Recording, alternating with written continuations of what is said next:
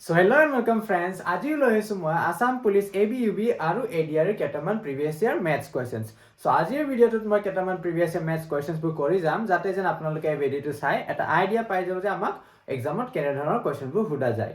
So আহক এতিয়া আমি ভিডিওটো ষ্টাৰ্ট কৰো। সো আহক আমি এতিয়া প্ৰথম কোৱেশ্চনটো চাই যাওঁ। প্ৰথম কোৱেশ্চনটোত কি কৈছে যে the LCM of two numbers is 40 and their HCF is 4. If the difference between the two number is 12, then the sum of the number is. So, আমাক ইয়াত কি কৈছে যে দুটা নম্বৰৰ LCM টো কিমান 40 আৰু HCF টো কি হয় আমাৰ 4. So,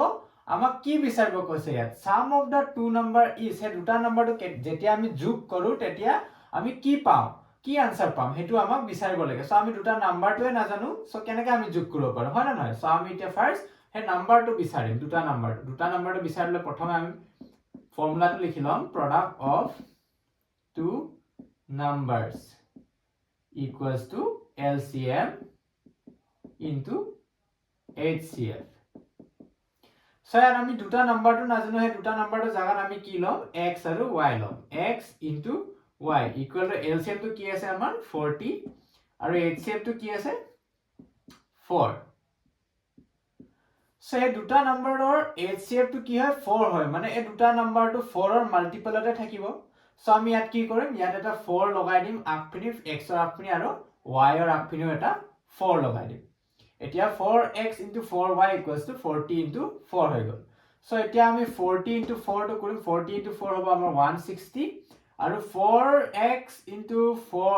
4 * 4 কিমান হৈছে আমাৰ 16 বাকি থাকি গল কি x আৰু y। So এতিয়া x আৰু y টো ইফিনি থাকি যাব যেতিয়া 16 টো ইফিনি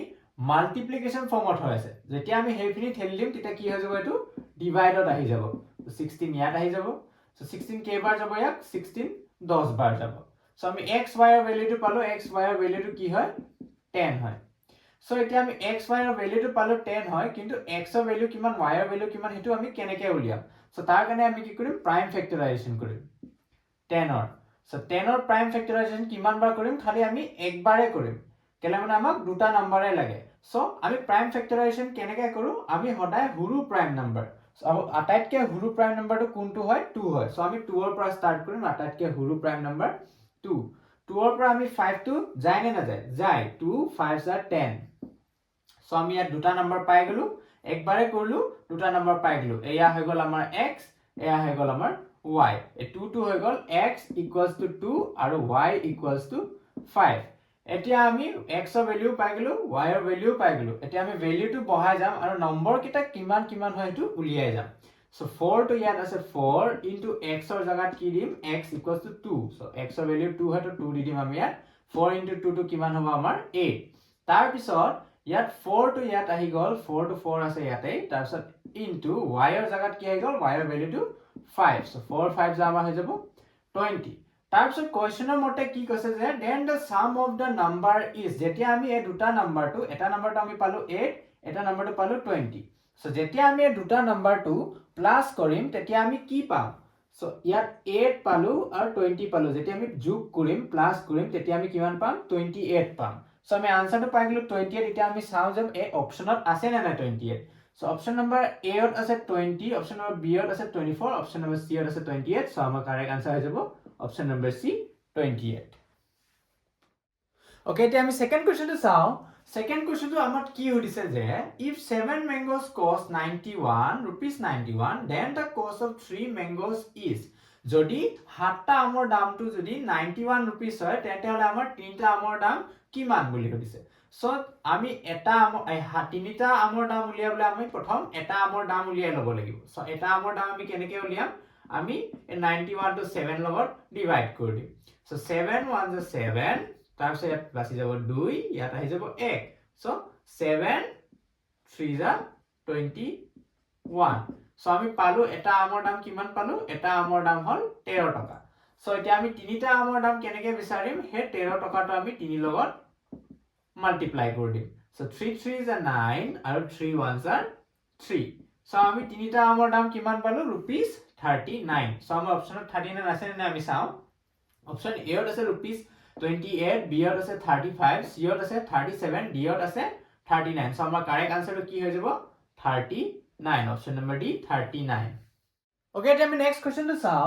নেক্সট কোৱেশ্চনটোত কি হৈছে যে a person purchased a defective item at rupees 1500 repairs it at rupees 900 and sells the item at rupees 5000 the sales tax he had to pay is rupees 100 the net profit percentage of the person earns on selling the item is so আমাক কি বিচাৰিব কৈছে ইয়াত কি বিচাৰিব কৈছে আমাক কিমান টকা লাভ হল তাৰ কিমান টকা লাভ হল তাৰ পাৰ্সেন্টেজটো বিচাৰিব কৈছে সো তাৰ কাৰণে আমি কি কৰিব লাগিব তাৰ কিমান টকা খৰচা হল এটো প্ৰথমে বিচাৰিব লাগিব তাৰ পিছত খৰচাটো বিচাৰাৰ পিছত কিমান টকাত বিক্ৰী কৰিছে হেতু আমি মাইনাস কৰিব লাগিব সো হেতু কাৰণে আমি কি কৰিম তাৰ খৰচাবোৰ একফালে পৰা হিসাব কৰি যাও কিনিছে কিমানত 1500 টকা তাৰ পিছত কিমান খৰচা কৰিলে বনাওতে 900 টকা তাৰ পিছত ট্যাক্স কিমান টকা দিলে 100 টকা সো টোটাল কিমান হ'ব আমাৰ 1500 টকা দিলে কিনিলে 900 টকাৰ বনালে আৰু ট্যাক্স দিলে 100 টকা টোটাল কিমান হ'ব আমাৰ 005 আৰু ইয়াত 2 টোটাল খৰচা হল তাৰ টোটাল খৰচা কিমান হল 2500 টকা 2500 সো আমি এতিয়া প্ৰফিটটো কেনেকৈ ওলাম কিমান টকা লাভ কেনেকৈ হল এটো আমি কেনেকৈ গম পাম আমি সেল প্ৰাইস এসপি ত আমি কস্ট প্ৰাইস মানে সিপি টো মাইনাস কৰিম তেতিয়া আমাৰ প্ৰফিটটো ওলাই যাব সো ইয়াত আমাৰ সেলিং প্ৰাইসটো কিমান হয় 5000 আৰু কস্ট প্ৰাইস আমি এতিয়া এটো 1500 টকাটো নিলিখো কেলে মানে আমি কিমান খৰচা হল এটো একেলগতে হিসাব কৰি কেনে আমি লাভটো উলিয়াব পাৰিম সো একেলগে হিসাব কৰিলে আমি কিমান পালো 2500 টকা সো 2500 টকাটো আমি মাইনাস কৰি দিম দেখা দেখিয়ে ওলাই আছে যদি 5000 পৰা আমি 2500 টকা মাইনাস কৰি তেতিয়া আমি কি পাম 2500 টকাই পাম সো লাভ কিমান হল তাৰ 2500 টকা কিন্তু ইয়াত লাভ কিমান হল হেতু হুদা নাই লাভ কিমান পার্সেন্ট হৈছে কিমান পাৰ্সেন্টেজৰ লাভ হৈছে হেতু আমাক সুধিছে তাৰ কাৰণে আমি কি কৰিম তাৰ কাৰণে আমি প্ৰথমে লাভটো ওপৰত লিখিম তাৰ পিছত কস্ট প্ৰাইস তলত তাৰ পিছত মাল্টিপ্লাই বাই 100 কৰি দিম ফৰ্মুলাটো হল p বাই cp ইনটু 100 সো ইয়াত প্ৰফিটটো কিমান টকা হল তাৰ 2500 টকা ওপৰত তাৰ পিছতে খৰচা কিমান কৰিছিলে 2500 টকা তলত তাৰ পিছত ইনটু 100 ইয়াত 2500 গুচি গল 100 অকল বাচি গল তাৰ মানে কি হল 100% হল সো প্ৰফিটটো আমি কিমান পালো 100% এতিয়া অপচনত 100% আছে নে আমি চাই যাও অপশন এ ত আছে 80 বি ত আছে 60 সি ত আছে 120 ডি ত আছে 100 ডি টো হৈ যাব আমাৰ কাৰেক্ট আনসাৰ 100% ওকে এতিয়া আমি নেক্সট কোৱেশ্চনটো চাও নেক্সট কোৱেশ্চনটো কি উঠিছে যে the sum of the present age of the father and the son is 60 years after 15 years the father age will be twice that of his son the present age of the son is so ইয়াত কি কৈছে যে আমাক যে এজন দেউতা আৰু পুতেকৰ বয়সটো কিমান বয়সটো যেতিয়া আমি যোগ কৰো কিমান পাও 60 ইয়াৰ্স পাও সো যদি 15 বছৰৰ পাছত যদি ফাদাৰৰ এজটো দেউতাৰ এজটো পুতেকৰ এজতকে দুগুণ হৈ যাব তেতিয়া হলে পুতেকৰ এতিয়া প্ৰেজেন্ট এজটো কিমান বুলি সুধিছে সো তাৰ কাৰণে আমি কি কৰিম পুতেকৰ এজটো নাজানো আমি বাপেকৰ এজটো নাজানো সো আমি সনৰ এজটো x লৈ লও তাৰ পিছতে ফাদাৰৰ এজটো কি বলে twice that of his son মানে দুগুণ সো আমি 2x লৈ লও তাৰ পিছত যেতিয়া আমি এটো যোগ কৰো কিমান ইয়াৰ্স পাও 60 ইয়াৰ্স সো আমি ইকুয়াল টু 60 বুলি লিখি দিও তাৰ পিছত ইয়াত আমাক কি কৈছে আফটাৰ 15 ইয়াৰ্স যদি আমাক আফটাৰ 15 ইয়াৰ্স বুলি কোৱা হয় তেতিয়া হলে আমি কি কৰিম -15 দি দিম ইয়াটো দি দিম আৰু ইয়াটো দি দিম -15 যদি আমাক বিফোৰ 15 ইয়াৰ্স বুলি কোৱা হলে হয় তেতিয়া আমি কি কৰিলো হয় +15 দিলো হয় কিন্তু আমাক ইয়াত কি হৈছে আফটাৰ 15 ইয়াৰ্স মানে আফটাৰ কলে যেতিয়া আমি আফটাৰ 15 ইয়াৰ্স বুলি কয় তেতিয়া আমি কি কৰিম মাইনাস দি দিম সো আমি ইয়াত মাইনাস দি দিছো সো এটা আমি সলভ কৰি যাম মাইনাস ইনটু মাইনাস তো হৈ যাব প্লাস 15 প্লাস 15 তো হৈ যাব আমাৰ কিমান 30 -30 তাৰ পিছতে ইয়াত 2x plus x তো আমাৰ কি হৈ যাব 3x আৰু ইকুয়ালস টু 60 তাৰ পিছতে এই -30 তো যেতিয়া আমি হেইফালে পঠিয়াই দিম তেতিয়া কি হৈ যাব +60 +30 ইয়াত বাছি যাব 3x so 60 +30 কৰিলে কিমান হ'ব আমাৰ 90 ইয়াত বাছি যাব x 3 তো ইয়াত মাল্টিপ্লিকেশনত হৈ আছে যেতিয়া আমি হেইফালে ঠেলি দিম তেতিয়া কি হৈ যাব ডিভাইড হৈ যাব সো 3 কিমান যা 90 3 30 যা 90 সো আমি ইয়াত x ৰ ভ্যালুটো কিমান পালো 30 পালো সো x ৰ ভ্যালুটো 30 পালো সো আমি এতিয়া ইয়াত কি হদিছে ইয়াত হদিছে পুটেকৰ age to the present age of the sun তো সানৰ এজ কি এনেকে উলাম আমি ইয়াত x ৰ জাগাত 30 বহাই দিম তাৰ পিছত কি আছে -15 কৰি দিম সো 30 -15 হলে আমাৰ কিমান হৈ যাব আনসাৰটো 15 সো আমি আনসাৰটো পালো 15 ইয়ার্স আছে নাই অপচনত আমি চাই যাও অপচন এ ত আছে 10 ইয়ার্স বি ত আছে 25 ইয়ার্স সি ত আছে 18 ইয়ার্স ডি ত আছে 15 ইয়ার্স সো আমাৰ কাৰেক্ট আনসাৰটো হৈ যাব option number D 15 years so যদি আমাক ইয়াত বাপেকৰ এজ সুদা হলে হয় যদি আমাক ইয়াত ফাদাৰ এজ টু উলিয়াব দিলে হয় তেতিয়া আমি কেনেকে কৰিলো হয় এই সেম প্ৰসেছটো ফলো কৰিলো হয় তাৰ পিছত ইয়াত x ৰ ভ্যালুটো পাই গলো আমি 30 সো 2 into 30 এইটো বস্তুটোত এটো ইকুৱেচনত আমি x ৰ ভ্যালু বহাই দিলো হয় ইয়াত x ৰ ভ্যালুটো হৈ গল 30 মানে 2 into 30 minus 15 হৈ আছে তাত সো 2 into 30 হলে কিমান হৈ যাব 60 হৈ যাব যদি আমি 60 পৰা 15 মাইনাস কৰি দিও তেতিয়া আমাৰ কি হৈ যাব বাপেকৰ প্ৰেজেন্ট এজটো কিমান লাই যাব 45 তো যদি আমাক বাপেকৰ এজটো হুদা হয় তেতিয়া হলে আমাৰ আনসাৰটো কি হলে হয় 45 আৰু যদি আপোনালোকে ইয়াত ডাউট আছে যদি আপোনালোকে চেক কৰি চাব মন যায় তেতিয়া হলে আপোনালোকে ইয়াত চেক কৰি চাব পাৰে ইয়াত যদি আফটাৰ 15 ইয়াৰ্স বুলি কৈছে সো আফটাৰ 15 ইয়াৰ্স হলে মানে এটা প্ৰেজেন্ট এজ হল সানৰ হল 15 আৰু ফাদাৰৰ হল 45 সো আফটাৰ 15 ইয়াৰ্স মানে +15 যেতিয়া আমি +15 কৰি দিও ইয়াত আমি পাই যাম 60 ইয়াত আমি পাই যাম 30 সো এতিয়া 60 to 30 এর ডাবল হলে না 60 to 30 twice means 2 times এ দুগুণ হল না নাই সো হেইটো হৈ গল আমাৰ কাৰেক্ট আনসাৰ ইয়াত একো ভুল নাই এটো হৈ গল আমাৰ কারেক্ট আনসার নেক্সট কোয়েশ্চনটো কি কৈছে যে two numbers are in the ratio 3:4 and their sum equals 49 the two numbers are বুলি কৈছে যে দুটা নাম্বাৰৰ ৰেশিওটো দিয়া আছে আমাক কিন্তু দুটা নাম্বাৰটো দিয়া নাই হে দুটা নাম্বাৰটো কি হয় বুলি আমাক কৈছে আমি উলিয়াব লাগিব সো ইয়াত আমাৰ 3 ৰেশিওটো কি হয় 3:4 3:4 মানে হে নাম্বাৰটো এ 3 আৰু 4 ৰ মাল্টিপলে হ'ব সো আমি এই নাম্বাৰটো x লৈ লৈছো 3x 4x আৰু যেতিয়া আমি এটো their sum equals to 49 বলে যেতিয়া আমি এটো যোগ কৰো প্লাস কৰো তেতিয়া কিমান পাও আমি 49 পাও সো 3x plus 4x কিমান হৈ যাব আমাৰ 4 5 6 7 7x হৈ যাব তাৰ পিছত ইয়াত 49 থাকি যাব সো ইয়াত x ইয়াত 7 টো মাল্টিপ্লিকেশন ফৰ্মত হৈছে যেতিয়া আমি হেখিনি লৈ যাম কি হৈ যাব ডিভাইড হৈ যাব সো 49 7 কিমান যা 49 হয় 7 7 যা 49 সো আমি x ৰ ভ্যালুটো পালো 7 এতিয়া আমি ইয়াত এইকিটা ভ্যালুটো বহাই যাম আমি নম্বৰটো পাই যাম সো ইয়াত 3 আছে 3 into x ৰ জাগাত কি হৈ যাব 7 3 into 7 হৈ গল আমাৰ 21 আৰু এটাটোত কি আছে 4 আছে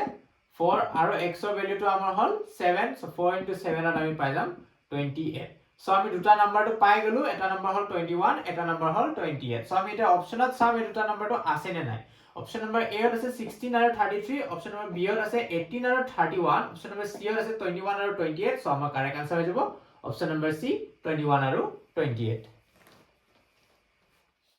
Okay, then next question to solve. Next question to কি কৈছে যে 40% of 60 when added to 60% of 40 would result in. So ইয়াত আমি এটা এটাকে সলভ কৰি যাম এই 40% টো কেনেকৈ লিখিম 40/100 তাৰপিছত মেথছ অফ মানে কি হয় অফ মানে মাল্টিপ্লাই সো আমি ইয়াত মাল্টিপ্লাই দি দিম 60 দিয়া আছে 60 লিখি দিম তাৰপিছত when added বুলি কৈছে added মানে তো প্লাস হয় না নহয় সো ইয়াত আমি প্লাস এটা দি দিম তাৰ পিছত 60% of 40 বুলি কৈছে 60% টো আমি এনেকৈ লিখিলাম 60/100 তাৰ পিছত অফ মানে মাল্টিপ্লাই তাৰ পিছত 40 এ লিখি দিম এতিয়া আমি কাটিব স্টাৰ্ট কৰিম সো ইয়াত 0 এটা কাটি দিম 0 এটা কাটি দিম 0 এটা কাটি দিম 0 এটা কাটি দিলো হৈ গল ইয়াতো এটো কাটি দিলো এটো 0 গল এটো 0 গল সো এটা 4 into 6 টো কিমান হ'ব আমাৰ 4 into 6 হৈ যাব আমাৰ 24 প্লাস এটা আৰু 6 into 4 টো কি হ'ব 6 into 4 হ'ব আমাৰ 24 so last ত কি বাছিলে 24 plus 24 so 24 plus 24 টো কি হ'ব আমাৰ 48 so আমি আমাৰ আনসাৰটো পাই গলো 48 এটা 48 আছে না অপচন আমি এটা চাও অপশন এ হৈছে 40, বি হৈছে 48, সি হৈছে সৰি বি এটো পাই গলো আমি 48, সো আমাৰ কাৰেক্ট আনসাৰ হৈ যাব অপশন নম্বৰ বি 48. ওকে, এতিয়া আমি নেক্সটটো চাও. নেক্সটটোত কি আছে যে -1 to the power 5 plus -1 to the power 6 equals to. So এই দুটা নাম্বাৰটো আমি প্লাস কৰিব লাগে, তাৰ পিছত আনসাৰটো কি হয় হেতু উলিয়াব লাগিব. সো ইয়াত যেতিয়া নেকি পাৱাৰটো অড নাম্বাৰ থাকে, এই পাৱাৰটো মানে এই ওপৰৰ নাম্বাৰটো যেতিয়া নেকি অড নাম্বাৰ থাকে, অড নাম্বাৰ মানে কি আমি 2 লগত ডিভাইড কৰিব নোৱাৰো, 2 লগত ডিভাইড কৰিব আমি নোৱাৰো, যেতিয়া নেকি আমি ওপৰৰ নম্বৰটো 2 লগত ডিভাইড কৰিব নাপাৰো হেতু হল অড নাম্বাৰ. সো যেতিয়া নেকি ওপৰত অড নাম্বাৰ থাকে তেতিয়া কি হ'ব, এই নম্বৰটো যেনেকৈ আছে তেনেকৈ আহিব, ইয়াত -1 আছে যদি ইয়াতো -1 এ আহিব. তাৰ পিছত প্লাস চিহ্নটো ইয়াতে আছে কাৰণে প্লাস চিহ্নটো দি দিছো. তাৰ পিছত যেতিয়া নেকি ওপৰৰ নাম্বাৰটো পাৱাৰটো যেতিয়া নেকি পাৱাৰটো এনেকে ইভেন নাম্বাৰ থাকে, ইভেন নাম্বাৰ মানে যোনখন নম্বৰ আমি 2 লগত ডিভাইড কৰিব পাৰো, যোনখন নম্বৰ আমি 2 লগত পাৰো হেতু কি কয় ইভেন নাম্বাৰ. সো যেতিয়া নেকি ইভেন নাম্বাৰ থাকে তেতিয়া ইয়াত যদি মাইনাস আছে তেতিয়া হলে কি হৈ যাব, এটো প্লাসত গুছি যাব. সো এই 1 টো কি হৈ যাব প্লাস হৈ যাব. সো ইয়াত 1 টো আহি যাব তেনেকে. তাৰ পিছত এটো কি হ'ব মাইনাস ইনটু প্লাস টো হল আমাৰ মাইনাস. সো 1 minus 1 টো কি মান হ'ব আমাৰ আনসাৰটো 0. সো ইয়াত আমি মাইনাসও নিদু বা প্লাসও নিদু, কিয় নিদু, কিয় মানে 0 টো মাইনাসও নহয়, 0 টো নেগেটিভ নম্বৰো নহয়, 0 টো পজিটিভ নম্বৰো নহয়, 0 টো নিউট্রাল মানে মাজত. it can be neither positive or negative. So এতিয়া আমি আনসাৰটো পালো 0. অপশনত আছে না আমি চাই যাম. অপশন এ ত আছে 1, বি ত আছে -1, সি ত আছে 0. সো আমাৰ কাৰেক্ট আনসাৰটো হৈ যাব অপশন নম্বৰ সি 0. ওকে, এতিয়া আমি নেক্সট কোৱেশ্চনটো চাও. The fractional form of recurring number 5.121212 is. মানে ইয়াত 1212 টো বাৰে বাৰে ৰিপিট হৈছে, আমাৰ নম্বৰটো ইয়াত লিখি লও 121212 . সো এই ৰিপিটিং নাম্বাৰৰ ফ্ৰেকশনাল ফৰ্মটো কেনেকৈ হ'ব, ফ্ৰেকশনত যদি আমি লিখো কেনেকৈ হ'ব এটো উলিয়াব কৈছে. সো আমি এটা ফ্ৰেকশনটো লৈ লও আমি x, তাৰ পিছত ইকুৱেল টু 5.121212 মানে 1212 ৰিপিট হৈ আছে বাৰে বাৰে, এই 12 টো বাৰে বাৰে ৰিপিট হৈ আছে. সো ইয়াত কেইটা নাম্বাৰ ৰিপিট হৈ আছে, এই 1 আৰু 2 দুটা নাম্বাৰ হয় না নহয়, ইয়াত 1 2 ইয়াত 1 2 মানে দুটা নাম্বাৰ বাৰে বাৰে ৰিপিট হৈ আছে. সো আমি ইয়াত কি লিখিম 100x লিখি দিম, ইয়াত আমি 100 লৈ লম. ইয়াত দুটা নাম্বাৰ ৰিপিট হৈছে কাৰণে আমি 100 লৈছো, যদি এটা নাম্বাৰ ৰিপিট হলে হয় আমি ইয়াত 10 ললো হয়, আৰু যদি তিনিটা নাম্বাৰ ইয়াত ৰিপিট হৈ থাকিলে হয় তেতিয়া আমি ইয়াত 1000 ললো হয়. সো ইয়াত তাৰ পিছত ইয়াত 100 ললো, সো আমি এফিনিও 100 লগত মাল্টিপ্লাই কৰি দিব লাগিব. সো আমি 100 লগত মাল্টিপ্লাই ডাইৰেক্টলি এনেকে মাল্টিপ্লাই নকৰো, আমি কি কৰিম এই পইণ্টটো এতিয়া 1 নম্বৰৰ পাছত আছে, 1 নম্বৰৰ পাছত আছে, যেতিয়া আমি 100 লগত মাল্টিপ্লাই কৰি দিও 100 ত দুটা 0 থাকে হয় না নহয়. সো এই কিমান নম্বৰৰ পাছত গুছি যাব আৰু দুটা প্লাস হৈ যাব, আৰু দুটা যদি নম্বৰৰ আগখিনি গুছি যায় এই পইণ্টটো ইয়াত আহি যাব, দুটা নাম্বাৰ পাছত আহি যাব. সো আমি এটো লিখি দিম 512 হৈ গল, তাৰ পিছত ইয়াত পইণ্টটো আহি যাব দুটা নম্বৰ পাছত, প্ৰথমে ইয়াত আছিল তাৰপিছত 100 লগত মাল্টিপ্লাই কৰিলো, সো 100 ত দুটা 0 থাকে তো দুটা আগত গুছি যাব 1 2 আৰু পইণ্টটো ইয়াত আহি যাব. সো আমি ইয়াত বহাই দিলো. সো এতিয়া তাৰ পিছত 1 2 1 2 1 2. সো এতিয়া আমি কি কৰিম এই 100 ৰ পৰা এই 100x ৰ পৰা 1% আমি মাইনাস কৰি দিম, 100x ত আমি যদি 1 মাইনাস কৰি দিও x 100x minus x হ'ব. তাৰ পিছত এই 512.122 এই নম্বৰটোৰ পৰা এই পূৰ্ণ নম্বৰটো আমি মাইনাস কৰি দিম 5.121212. সো যেতিয়া আমি এটো মাইনাস কৰিম, তেতিয়া কিমান পাম 12 minus 2 minus 2 to 0, 1 minus 1 to 0, এই গোটেইখিনি 0 0 হৈ যাব. সো আমি 0 0 ইমান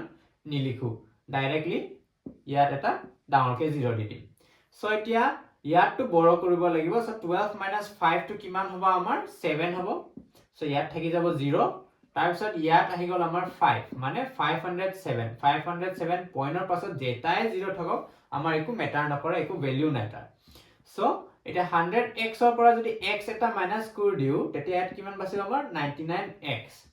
ফৰ এক্সাম্পল মোৰ লগত 100টা মুৰ্গী আছে, তাৰ পৰা মই এটা মুৰ্গী মাৰি খাই দিলো যেনেবা, তেতিয়া মোৰ লগত কেটা মুৰ্গী থাকিব 99টা মুৰ্গী থাকিব. সো ইয়াত 99x equals to 507 থাকি গল ইয়াত সো ইয়াত 99x টো মাল্টিপ্লিকেশন ফৰ্মত হৈছে যেতিয়া আমি এটো হেফালে ঠেলি পঠিয়াই দিম তেতিয়া কি হৈ যাব ডিভাইড ফৰ্মত গুছি যাব সো 507 divided by 99 সো আমি ফ্ৰেকশনটো পাই গলো 507 by 99 এতিয়া আমি অপচনত চাই যাম যে 507 by 99 আছে নে নাই সো অপচন এ ত আছে 507 by 90 বি ত আছে 517 by 99 সি ত আছে 517 by 90 ডি ত আছে 507 by 99 সো এইটো হ'ব আমাৰ correct answer option number D 507 by 99 Okay, how can we next question to sound? Next question to কি কৈছে যে the diagonal of a square is 10 cm. The area of a square is. So, যেতিয়া নেকি আমাক ডায়াগোনালটো দিয়া থাকে তেতিয়া আমি এৰিয়াটো কেনেকৈ বিচাৰিব পাৰো সো ইয়াৰ কাৰণেও এটা ফৰ্মুলা আছে diagonal square by 2 সো এই ফৰ্মুলাটো আমি এপ্লাই কৰিম আমি এৰিয়াটো অটোমেটিক্যালি পাই যাম সো ডায়াগোনালটো আমাৰ কিমান হয় 10 10 ৰ স্কয়াৰ মানে 10 * 10 হয় না নহয় 10 ৰ স্কয়াৰ মানে 10 * 10 10 দুবাৰ তাৰ পিছত ইয়াত 2 টো আছে 2 টো আমি তলত বহাই দিম 2 1 যা 2 2 5 যা 10 সেট ডাইরেক্টলি কাটিব পারলো 2 1 যা 2 2 5 যা 10 সো 5 * 10 তো আমার কিমান হৈ যাব 50 তার মানে 50 সেন্টিমিটার দি আছে হয় না নয় ডায়াগোনালটো সো ইয়াত হৈ যাব সেন্টিমিটার স্কয়ার সো আমি আনসারটো পাই গলো 50 সেন্টিমিটার স্কয়ার এটা আমার অপশনত হে আনসারটো আছে না আমি চেক কৰি যাম সো অপশন এ ত আছে 100 সেন্টিমিটার স্কয়ার বি ত আছে 50 সেন্টিমিটার স্কয়ার সো আমার কারেক্ট আনসার আছে option number B 50 centimetre square Okay, tell me next question to sound. Next question to কি কৈছে যে the square of a smaller number is subtracted from the square of a larger number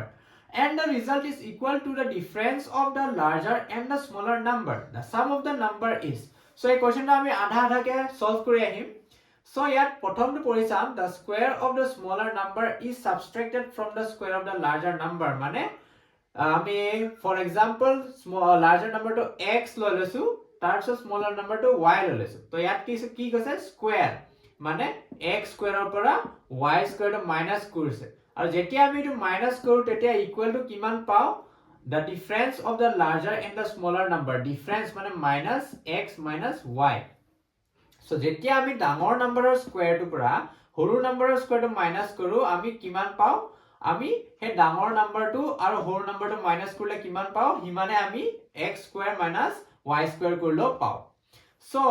এতিয়া আমি ইয়াত x square minus y স্কয়াৰটো দেখি আছে so আমি ইয়াত ফৰ্মুলাটো এপ্লাই কৰিব পাৰো a স্কয়াৰ minus b স্কয়াৰৰ ফৰ্মুলাটো কি আছিল a plus b আৰু a minus b সো ইয়াত x আৰু y আছে সো কেনেকৈ হৈ যাব আমাৰ x plus y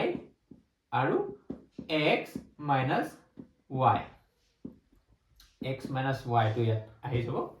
তাৰ পিছত ইয়াত x minus y to multiplication ফৰ্মত হৈছে এফালে গলে কি হৈ যাব x plus y equal to